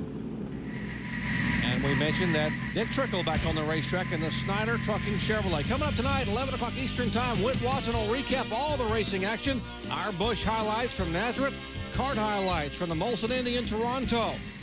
NHRA Mile High National highlights from Denver, Colorado. That's 11 o'clock Eastern Time tonight, 8 Pacific, RPM tonight. Whit Watson will have all the racing action coverage at 11 o'clock Eastern Time. For more, log on to ESPN.com, part of the Go Network, go.com. And speaking of racing, congratulations to Greg Ray on his dominating win of the Northern Light Indy Racing League event last night at Atlanta Motor Speedway. He won it from the pole. And, of course, here yesterday at Nazareth, Dennis Setzer won from 19th starting spot in the Mopar Performance Dodge of Kay Keselowski to break a 24-race drought in the Chevy Silverado 200. And speaking of racing, how about Lance Armstrong, the performance he's putting on over the Tour de France? Incredible performance for him, trying to win 2 in a row over there wearing that yellow jersey. Oh, you're talking about a bicycle race. Oh, okay. Incredible effort by Lance Armstrong in the Tour de France. What an outstanding story that is. Him coming back from battling cancer, winning it last year, coming back. When he went up in the mountains, he took control of that yellow jersey and trying to hang on to win it there in France. We are working caution for the 6th time today, coming out on lap 135 when car number 35, Lyndon Amick, Had a little contact with the car number 1 of Randy LaJoie. Amy's car getting some significant left side damage. There's the contact. That's turn 3. Turn 4, I should say. They go in the corner. There's a contact. We see the cars rubbing. All of a sudden, Amy's car just snaps around. Bam! Slams that wall. LaJoie was able to continue on. He later on to make a pit stop and check out the damage. Now, Randy LaJoie has been on pit road. Let's check into the pits with an update in Bill Weber. And Benny, that's exactly why he did come down pit road, to pull that sheet metal away, bang it out a little bit. He got 4 tires, and they used a set there, obviously under caution. So LaJoie is 14th. He does have new tires, and according to his crew, the car is not in that bad a shape. So LaJoie, this is a good track for him. It's a track where you have to be aggressive when the opportunity presents itself. So keep your eyes on LaJoie here, also watching the 2 car, which has made his way up through the field a little bit, and we've still got 60 laps to go. On that last caution flag, the one we just showed you between the Lyndon Amick and the 1 car of LaJoie, the 90 car of Mike Stefanik was able to get a lap back. He passed the leader, Hornaday, before the line and is now 16th position, but on the lead lap. Let's check in with Lyndon Amick, who's down there, I guess, with Ray Dunlap. Top 10 run going for you. I know it's awful tough when you get too wide here anywhere at Nazareth. Yeah, it is. You know, I thought I gave Randy plenty of room, and he hit me once, and he hit me a couple more times, and I can't do it. I can only save it about 1 time. And, you know, I really hate it. You don't have any friends out there, and, you know, I just have to see it on tape, but I thought I gave him room, and I just want to thank, you know, PowerTel and Mitsubishi Wireless. They're behind us, and, man, we were doing what we needed to do. You know, we were terrible at Milwaukee, and we went back to basics. And qualified, second best qualifying runner of the year, and running in the top 10. That's where you need to be. You know, it's terrible when you're good enough to be up there and you're running up there, and then just have something happen like that. So I don't know. Next week, go to Pikes Peak. All right, confidence builder early on for Lyndon Amick here as we get ready to go back to green. He was running in 8th position and was looking to have at least a top 10 finish, if not a top 5 finish. But it's gone away now with that contact there in turn 4. Restart. We get set for the final 60 laps here at Nazareth Speedway. Ron Hornaday showing the way. Jeff Green in 2nd spot. Jeff Purvis is 3rd. There's Hornaday, the Napa Auto Parts Chevy. And Tim Fedua, 36 car, was lined up on the inside of Hornaday, trying to get position to get a lap back, and Hornaday pulled that patented Hornaday restart, that pole shot, and got position on Tim Fedua, and Fedua could not get alongside, cannot get that lap back. I think Hornaday would have been a good drag racer. He's so quick on that throttle with that shifter. Pulled away. There's Ron Hornaday, 2-time NASCAR Craftsman Truck Series champion and rookie this year in NASCAR Busch competition. He won here in the trucks back in 1998 for Dale Earnhardt, trying to win here and give Dale Earnhardt his first win with this sponsorship of this car in Hornaday's rookie year. Talked to Ron Hornaday this morning, and someone's talking about we changed a lot of things, found some things. Mark Green talking about they found some things during the 2 weeks off period. Ron Hornaday said in the last 2 races they have found something. He is going to be much better in his second half than he has been in the first half. He is showing, speaking of young guns, here's the guy Hornaday's chasing in the rookie points, talking about Kevin Harvick in the car number 2, driving for Richard Childress. We've already mentioned how impressive Kevin Harvick is. Todd Berrier, the crew chief, Will Lynn, the team manager there. They are looking for the second half of the season to pick up their first win, and a lot of people think it'll happen probably before the next month is out. Right now, he and Kyle Petty got a really good battle going on. That is a battle for the 10th position. Right in front of them is Kevin Grubb in the 37. He is in 9th spot. Oh, Harvick almost got in the back of Kyle Petty, turned the car right, it looked like, to avoid running in the back of Kyle. That's Buckshot Jones. That's also a battle for position. There comes David Green, who just pitted a little bit ago. Back on lap 138, came back in the pits. David was being shown a lap down in 24th position, but he's trying to pick them off one by one. And as you heard him say a moment ago, hope that the leaders will pit with 30 to 40 laps to go, and he can be back on the lead lap.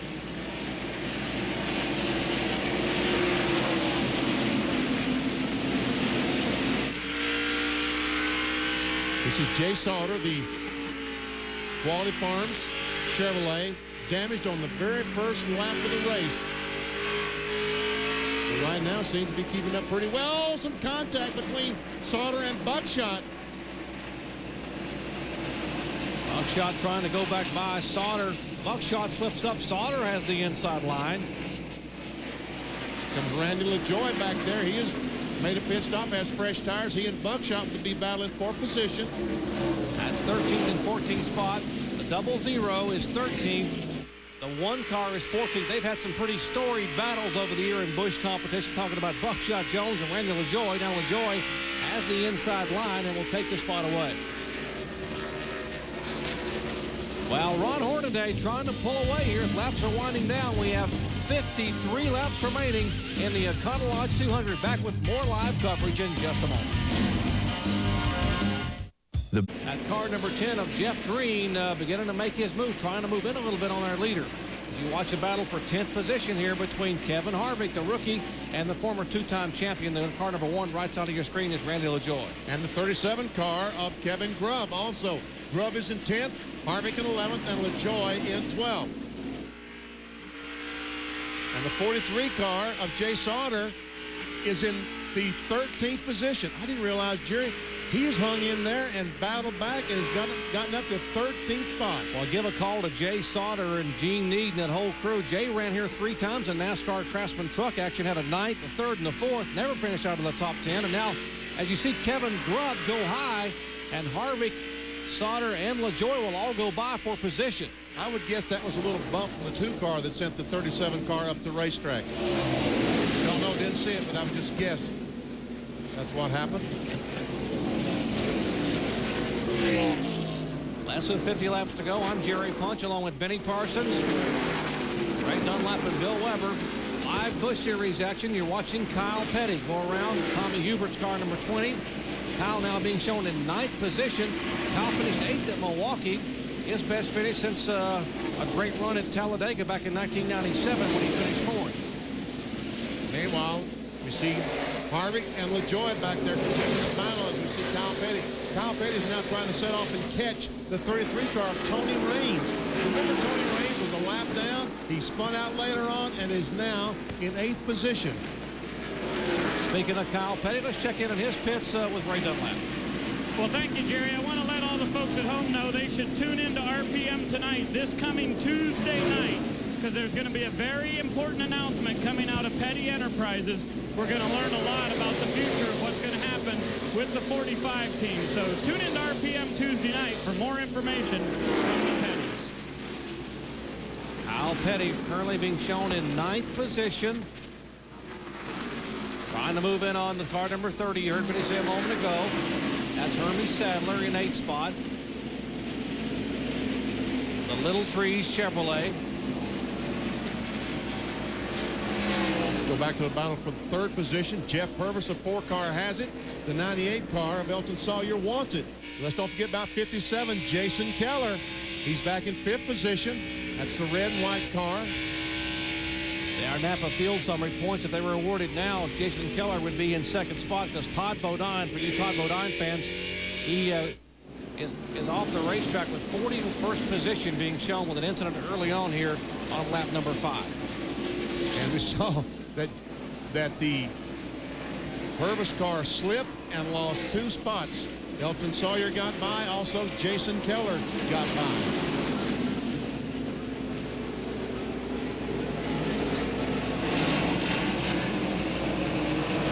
John Preston, the Meredith Ruart car number 12, is on the inside. Busch North Series competitors. You see Keller going by, and now Purvis.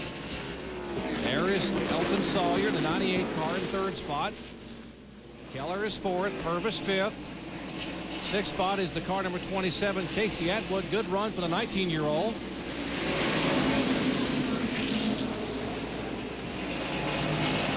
But a great run today for Hornaday. He started out, he is losing a little ground to Jeff Green with 30 laps to go. Jeff Green started out when he was able to get by the lap car. He was about 2 seconds behind. And right now he's 1.6 seconds behind. Let's check in the Hornaday pits and Bill Weber. I think one thing going for Ron Hornaday is I think his confidence is really starting to build. If you talk to him in the garage there, you get that feeling. But here's where the difference in this race comes from. Remember when they pitted, they made a chassis adjustment on that 3 car, and they loosened up Hornaday's car a little bit. It's not that Jeff Green isn't as good as he was earlier in the race. It's that Hornaday is much better than he was. Green has given him everything he's got, trying to force Hornaday to use up his equipment. But he's really not close enough to do that yet. And Hornaday is really racing his heart out, looking for that first Busch win with 37 to go. You know, Bill, Ron Hornaday's first Busch Series start came here at Nazareth back 2 years ago. He finished 23rd. Take a look at the interval between Hornaday and Jeff Green. And Green is reeling him in. A little bit closer. 1.4 seconds, so we'll check it this time by. As he goes by, it's 1 second. Just over 1 second, so his traffic is really holding up the leader as he goes by Justin Labonte. Justin Labonte, the Slim Jim car, has managed to stay in the lead lap. He now goes a lap down. Great run for Justin Labonte, his best of the year thus far for the Slim Jim Chevrolet. Hornaday trying to hang on as we have 36 laps to go here at Nazareth. Can Hornaday get his first win? We'll find out in just a moment. No credit, bad. I'm Jerry Punch along with Benny Parsons, Bill Weber, and Ray Dunlap as we are watching Ron Hornaday try to get his first ever Busch Series victory, but he will have his hands full very shortly as Jeff Green is narrowing the margin. The last lap, Green was caught behind the slow car, Jerry, and Hornaday put some distance between himself and Jeff Green. The lead was about 1 second. It's now 1.4 seconds. So traffic is really seems to be a problem for Jeff Green, a bigger problem than, say, Ron Hornaday. Now, this is going to hurt Hornaday as he goes by Brian Wall. That really hurt his time. Here comes Jeff Green off the corner at the line. We'll check it out. You can almost visibly see the margin beginning to shrink there at the line as they come by right out of second separation that time by. So he made that 0.4 of a second back up very quickly. And now he has to find the traffic as well as he pulls up behind Johnny Rumley in the 0. And there's Brian Wall. He goes by Rumley.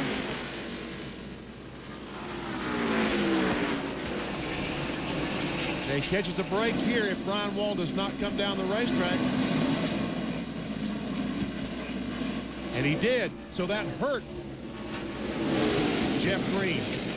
Now Jeff Green goes on the inside of Wall and should have some clear sailing now between himself and Hornaday. Now we'll see if the margin, there goes Hornaday, here comes Green. No cars between them right now as we are inside 30 laps to go here in the Econo Lodge 200.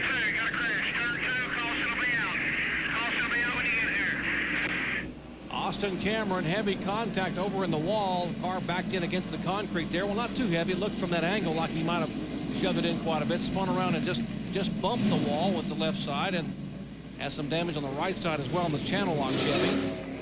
There we see Tim Fedewa going in the corner right behind Austin Cameron. And right there, just a little contact, and the 82 car goes around and up and bam, slaps the wall. Goes over, and I thought he hit it again, but he did not. That was enough contact to hurt the channel lock Chevrolet. Now, Benny, what do you do? We're inside of 30 laps to go. We've got a caution flag. Some of these guys still have a set of tires left, and we have 14 drivers on the lead lap. As you watch Austin Cameron's car land back toward the pits, do you pit or do you stay out? Well, let's see. Jeff Green, he's faking. Is he faking? Jeff Green is going to pit. The points leader is giving up the second position to come down pit road. All right, we'll watch and see what Harold Holly has in mind. Man, oh man, and no one else came with him. None of these other league cars came with him. Jeff Green was the pole sitter in one of the fastest cars of the day. Now we're going to watch him try to move back through the pack with fresh tires as he comes down pit road. 35 miles an hour. Toward you, Bill Weber. Well, they really didn't think twice about it. As soon as the caution came out, they made the call. 4 tires. They're going to make a chassis adjustment. The car is not as good as they were hoping. It's a good car, but they think they can make it a little bit better. Obviously, they clearly thought more guys would come down pit road. Instead, they basically got it all to themselves. The 2 is a couple of pits behind them, but not a factor at this point. Right sides are on. They did make the chassis adjustment on the left side, putting on the left side tires and waiting now on the left rear. No really big hurry here. But Green is away, and he will really have to whip that horsepower to try and gallop back to the front, Ray. Well, Bill, Kevin Harvick came in. He had a good race car, but in the last 20 laps, that car was really fading as he had dropped back into 14th or 15th place. So they came in for a chassis adjustment, went down one round on the right rear. We'll see if that makes the 2-car any better. Wow, well, we have a shootout when we come back. We'll take a quick break and come back with the final 25 laps as Harvick and Green try to scramble back to the front in just a moment. Hi, it's here in Eastern Pennsylvania at Nazareth Speedway. I'm Jerry Punch along with Benny Parsons, Bill Weber, and Ray Dunlap. And here's the scoop. Less than 25 laps to go. We've had a caution flag, and Jeff Green and Kevin Harvick have both pitted for fresh tires. Can they catch Ron Hornaday, who's trying to get his first ever Busch Series win? Along with Casey Atwood, Tony Raines, our second place, Elton Sawyer, the Lysol Ford. Let's check in his pits with Ray Dunlap. Well, thanks, Jerry. Elton finished second here back in 1994, but today they brought a brand new drop snout car with them. They tested this car last Tuesday at Lanier Speedway. Elton says it's one of the best cars he's ever driven here. But this morning they made a very serious change. They went up in gear on the rear end because they decided this weather was going to make this track a little bit different than what they had practiced on. Elton says the car is great. I asked Rick Vyers, why wouldn't you pit if the 10 car did? He said, I'm not giving up track position. We can beat Hornaday. You saw Ricky Vyers a moment ago, the crew chief. Thanks, Ray. There's Ricky Vyers, veteran crew chief. Used to work with Richard Childress Racing back when Dale Earnhardt was winning titles in the late 80s and early 90s over there. Moved over to Busch Series and now a very, very experienced and talented crew chief. Getting set for the restart here on lap 177 of 200. Hornaday, car number 3. Buckshot Jones, a 0-0 down on the inside. Cannot get a lap back. Hornaday gets in front. Buckshot goes very, very wide.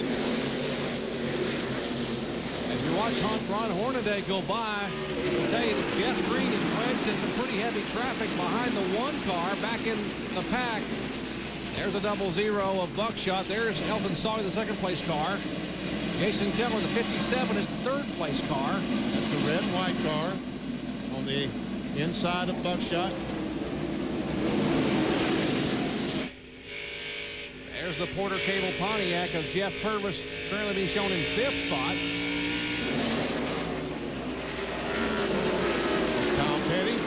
Kyle Petty has moved into the 4th position. After those guys made pit stops, he takes that sprint car to 4th. Great run for Kyle Petty. Underneath Jason Leffler goes the Sprint Chevrolet. Kyle trying to equal his best ever Busch Series finish. Show you the restart here a moment ago. Watch this bumping action here. Wow.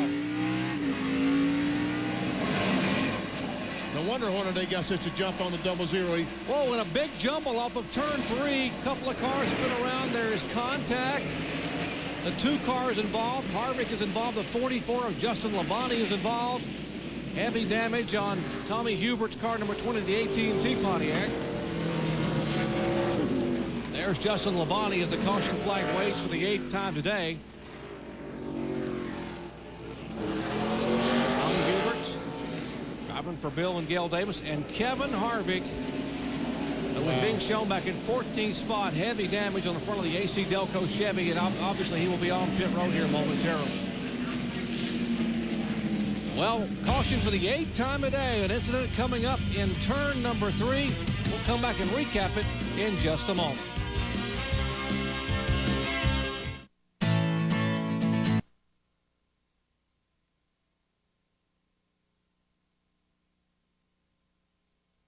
'79 to bring out caution number 8 on the afternoon. Never see Tony Raines, the 33 car, spinning, and all of a sudden it just becomes chain reaction. As other cars start trying to slow down and other cars run in the back of them. Never see Hank Parker Jr., the 53 car, the 2 car of Kevin Harvick up against the outside retaining wall. Justin Labonte is involved in the 44 car. You see the 33 spinning back around. Tommy Hubert's car number 20. There's the 33 car of Tony Raines spinning. The 44 gets tagged from behind. Justin Labonte gets hit from behind. The 2 car gets hit from behind. Possibly the 20 car may have had some contact there. Tommy Hubert's machine. And never see Hubert up on the outside retaining wall. Never see the AT&T car. He has taken that car behind the wall, as a matter of fact. Jay Sauter, did he get through it? Yes, he did. Great driving by Jay Sauter to hold on to 9th position. And Kevin Harvick back in the pits in front of you, Bill. And the nose of this car was pushed in, and now it's bashed in. This is his second visit to pit road. He got new rear tires. He's basically out of tires because those tires were damaged in the wreck. They're allowed to replace the tires that are damaged. So we got a right rear, left rear. They tried to tape some of it up, but his car is very badly damaged, as you can clearly see. And he'll be limping around for the last 19 laps here. Well, we are working the 8th caution flag today. We've had caution for 36 laps. Laps are winding down. Less than 20 to go. Ron Hornaday is our leader. It's underway again at Nazareth Speedway here in Nazareth, Pennsylvania. The final laps of the Econo Lodge 200. Ron Hornaday is the leader. The 98 car of Elton Sawyer in second spot. Jason Keller is third. Kyle Petty is fourth in the Sprint Chevy. And Jeff Purvis is fifth, with Jeff Green now coming in a hurry from 6th position. Green was the pole sitter. I think Jeff Green is going on another time, Jerry. I don't believe he could pass all these cars to get to Hornaday. I don't know that anyone right now can catch Hornaday. Ron Hornaday won here in NASCAR Craftsman Truck Series action back in 1998. Has never won in Busch competition. He is a rookie candidate this year driving for Dale Earnhardt. And we see the 10 car, Jeff Green on the inside of Purvis. That's a battle for the 5th position. And he takes it away. 15 laps to go on a 1-mile racetrack. Is there time for Jeff Green, who has had the hottest hand in Busch Series this year, winning 3 of the last 4. All 3 of those wins coming in this car. Let's check in his pits with Bill. And I talked to Green's crew chief, Harold Holley, under the caution. He said they had to stop. They did not feel they were going to catch Hornaday under the current conditions. That's why they stopped under the previous caution. They give him 4 tires, make the chassis adjustment, and give their driver what they felt was a better chance of winning. He just joined us. Jeff Green made that pit stop on lap 173 under the 7th caution of the day, made a 4-tire change. He was running second at the time, came in and pitted, came back out, and has now followed his way back to 5th position with 13 laps to go. But he's 4 seconds behind the leader, Ron Hornaday. Elton Sawyer is 9/10 of a second behind the leader in second spot. Purvis, Casey Atwood, running 6th and 7th.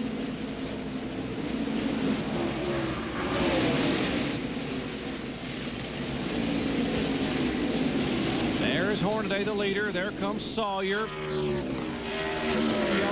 Kyle Petty. There is Jeff Green in 5th position, the Nesquik Chevy. That's the view from Jeff Purvis's Porter Cable Pontiac in 6th spot. You heard Benny say a moment ago, behind him is Casey Atwood, then LaJoy, then Jay Sauter. There's Casey Atwood in the Castrol car number 27. Good run for the 19-year-old, right, Ray? Well, it is a very good run, Jerry, but Casey just kind of hanging on out there, hoping to get a top 10 today because he's got a terrible vibration on the right front. He called in just a bit ago and said, I think maybe a wheel weight must have fallen off this thing because it was running great. Now it's vibrating like crazy. So they're just going to be happy if he can finish in the top 10. And right now, Jeff Green has caught Kyle Petty. Never see the yellow car. Petty just moves over. He lets Jeff Green go because he realizes Green has 4 fresh tires. The spotter has told him that Green has 4 fresh tires. Now Kyle has got to try to protect his position with those other cars that have the same basic tires that he has. Talking about the 4 of Purvis and the 27 of Atwood. Kyle back in 5th position. He knows Purvis is behind him in the 4 car in 6th spot. There comes Atwood in 7th. Getting a good look at the back of the Sprint Chevrolet. Now this is about as far as Jeff Green is going to be able to go without the aid of a caution flag.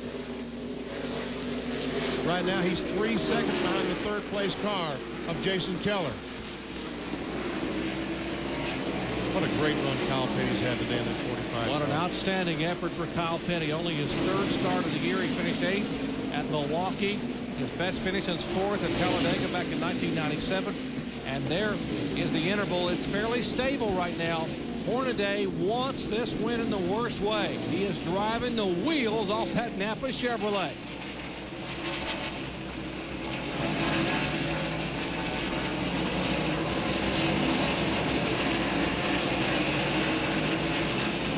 see the battle for second spot. Elton Sawyer, 98. The Lysol car in second. The Excedrin, 57. Jason Keller in third. Jason Keller has won this year. Sawyer has not. That's a battle for second position. Elton Sawyer, Lysol, Ford Taurus, Brad Aiken's own car. Ricky Byers, the crew chief. Finished third twice this year at Myrtle Beach and South Boston in back-to-back Busch Series events, trying to get his best finish of the year. A second-place finish. Would like to get his first win, but doubtful he will catch Ron Hornaday. Excedrin colors. There's the guy they're chasing. The bright yellow and blue, number 3 of Hornaday. They're second and third. The Excedrin colors started to say a moment ago of Jason Keller, hanging on the third spot. And they're losing ground to Ron Hornaday. 5 laps to go. Hornaday just keeps moving away from this second place car of Elton Sawyer.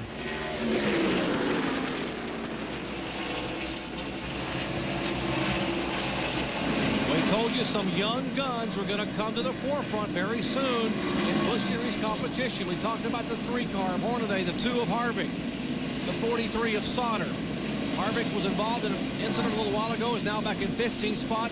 Sauter fought his way back from a lap down, is running in 9th spot, and Ron Hornaday trying to hang on for his first ever Busch Series event. That's the car that's chasing him right now, the Lysol Ford of Elton Sawyer. Hornaday goes by, completes another lap, just 3 to go.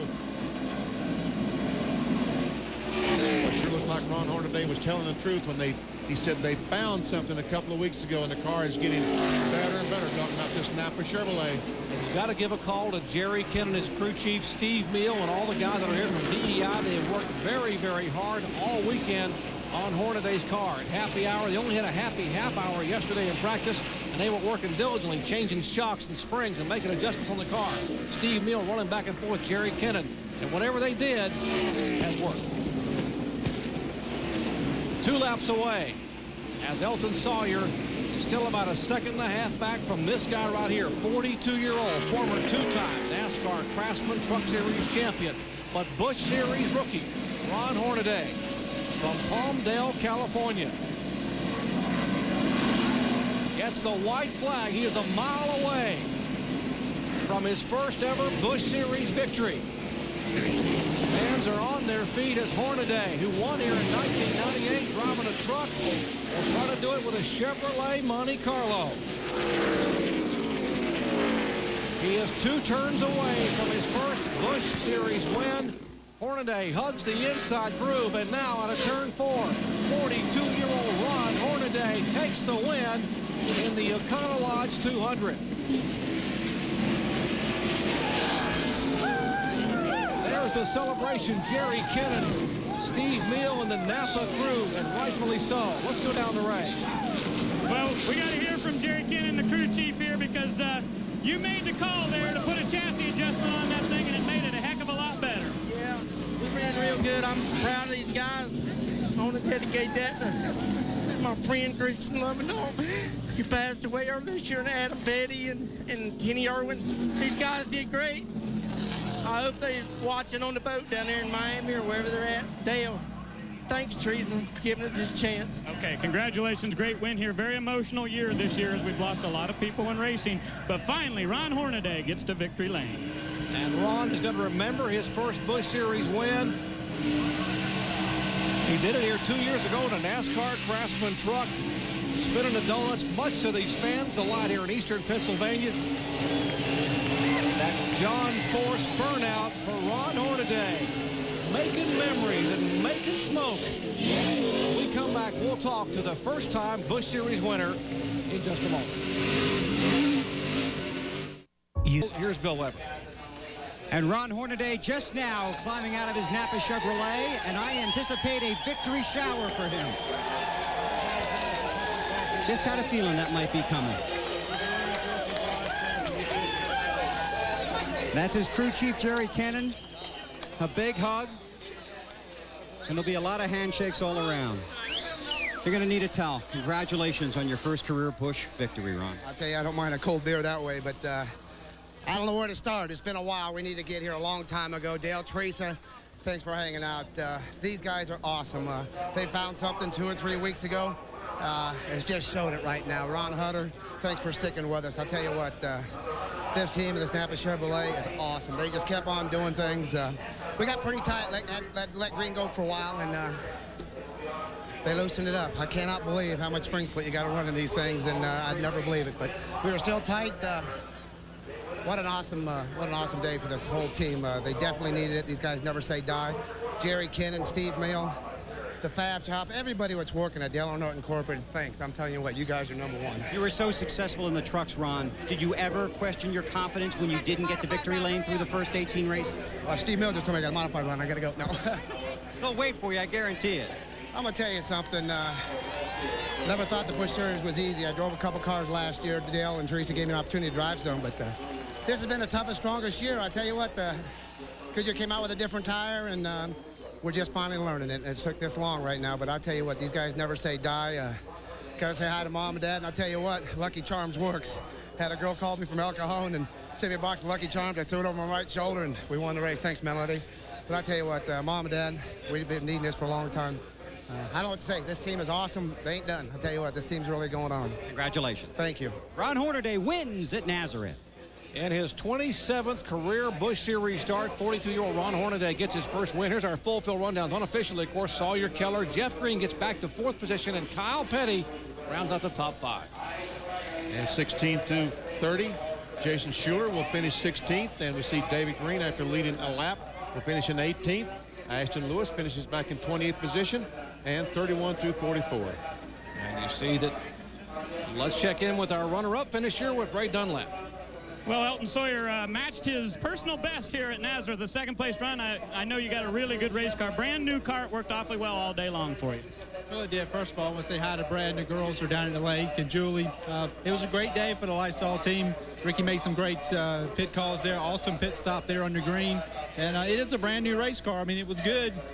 It just took a few laps for it to get some heat in the tires, and that one restart there. I thought Ron was going. Looked like he had took off. I took off, and I got in the back of him a little bit, messed the front of our car right in the back of his, but just good hard racing. But we don't need to do anything different. Just keep doing what we're doing. We're going to win some races. Good, and that keeps you right there in the points race. Now back up top to Jerry.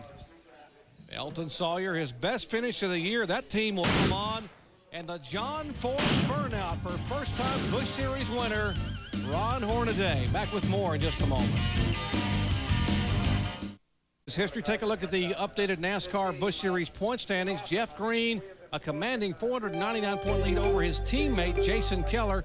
Todd Bodine, being a victim early on, finished back in 40th spot. He slides back to 3rd position in the points. Let's check in once again with Ray Dunlap. Okay, well, Jason Keller, his teammate, stands right here, and his 3rd place run moves him to 2nd in the points. Great run today all the way around for PPC. I'll tell you what, would you make a change now? You came in for that last pit stop. If you had to do it over, would you change it? No, we wasn't going to be able to beat Ron. That second set of Goodyears we put on and adjustments we made, tried to free my Nesquik Chevy up, but it made it tighter, and he's going to have a hard time getting around him. We could run with him, but pass him would be 2 different things. And the only way we was going to win this race that I felt like and Harold felt like that was come in and get 4 more Goodyears. Just the bad thing about it, man, you got to fight all those lap cars. This place is so hard to pass. Just run out of time, Ray, to get back up to the front there. Okay, good run today for Jeff Green as he finishes in the 4th place. Now to Bill Weber. And a quick word from Kyle Petty. You finished 5th, but from the reaction down here, you won. No, I tell you what, it was a great day for the Sprint PCS car, and Chris Huzzy made a phenomenal call that got us up front. Like I said, I just had no practice on the racetrack. I like to tore the wall down 100 times. It took me 50 laps to get used to it, and they made a great call. Took a 10th place or 15th place driver in a 1st place car, and we run 5th with it. And I'm just tickled today. I feel it's like I said, Adam came here and run 4th last year, and I always said he had more talent in his little finger than I've got in my whole body, and I guess that shows it. And just to come here and be able to do some of the stuff he done, I'm pretty proud of these guys, and just thank God. Congratulations. Back to Jerry. An emotional finish for Kyle Petty. Well, for Ray Dunlap, Bill Weber, and Benny Parsons, I'm Jerry Punch. Once again, congratulating Ron Hornaday on his very first ever Busch Series win coming today at Nazareth Speedway. This has been a presentation.